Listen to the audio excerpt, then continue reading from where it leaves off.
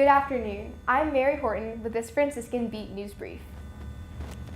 A Boston police sergeant seen on body camera footage bragging about striking protesters with his car during demonstrations over George Floyd's killing has been ordered to serve an unpaid suspension of at least 8 days.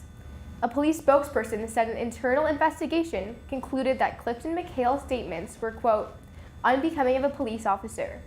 But investigators determined he did not hit anyone with his vehicle. McHale has to serve 8 days of 10-day suspension starting on Monday. If he stays out of trouble for 6 months, he won't have to serve the remaining 2 days. Italy is wrestling with how to deal with a neo-fascist party that has violently exploited anger over the government's anti-COVID restrictions.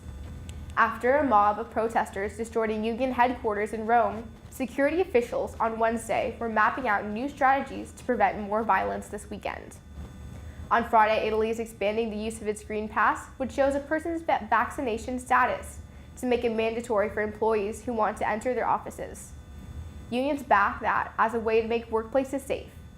On Saturday, Rome will see 2 marches, one to denounce the violence incited by leaders of the extreme right Forza Nova party, and the other to protest the Green Pass requirement to enter workplaces.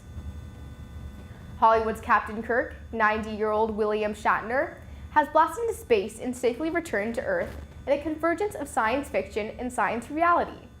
He set out Wednesday morning for the final frontier aboard a ship built by Jeff Bezos' Blue Origin company. The Star Trek hero becomes the oldest person to ride a rocket. The fully automatic spacecraft reached an altitude of 66.5 miles over the West Texas desert. The up and down flight lasts about 10 minutes, with Shatner and his 3 fellow passengers parachuting back to Earth in the capsule.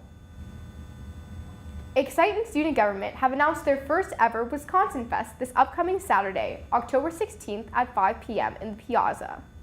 It'll be an opportunity for students to enjoy some free, classic Wisconsin summer and fall food and real Midwest culture. One of the foods that will be served is frozen custard from Culver's restaurant. They're doing this to bring Culver's to campus as a new experience for some students, or a taste of home for others. And now to Katrina for the weather. Thank you, Mary. For today's weather, we're looking at partly cloudy skies with a temperature of 72 degrees.